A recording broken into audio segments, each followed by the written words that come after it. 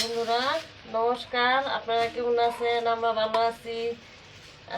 আজকে রান্না করতেছি আপনার এই যে কাতলা মাছ দিয়ে ডাটা আলু দিয়ে বেগুন দিয়ে একটা তরকারি, রসা তরকারি।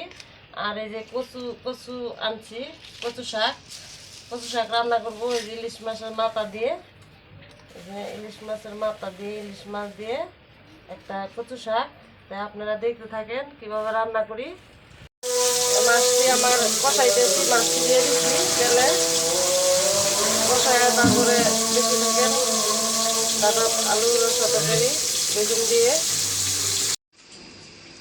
মাছটি আমার নামে ফেলছি, মাছটি কষানো হয়ে গেছে। মাছ অনেক যে তরকারিটা বসামো, তেল আর জিরা দিয়ে দিছি।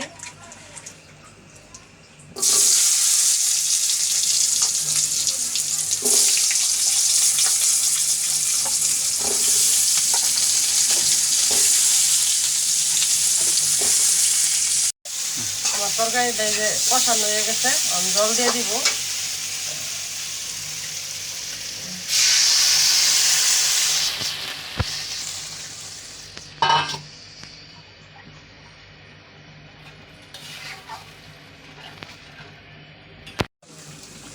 মাছটি আমার দিয়ে লাই তরকারিতে,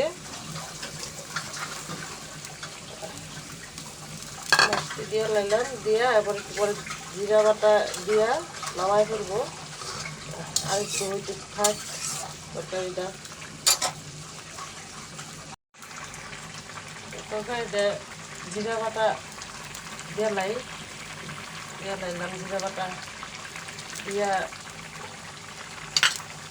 পরে একটু জাল দেবো, আবার নামাই ফেলবো তরকারিটা। একটা বলক আসলে পরে জিরা বাটা দিছি, নামাই ফেলবো।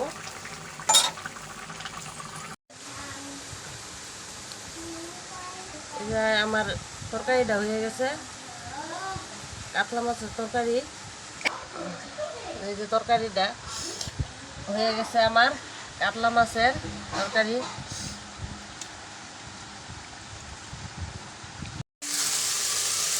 আমার কচু শাকটা মধ্যে লবণ দিচ্ছি, হলুদ দিচ্ছি। একটু পরে ইলিশ মাছের মাথাটা দিব, নামাই ফেলবো।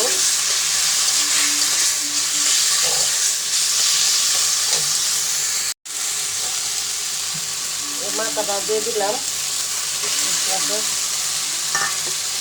আর একটু হইব কচু শাকটা।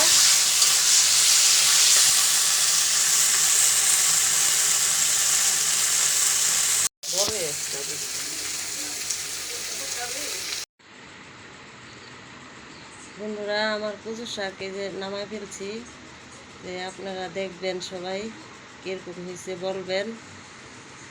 আপনাদের ধন্যবাদ।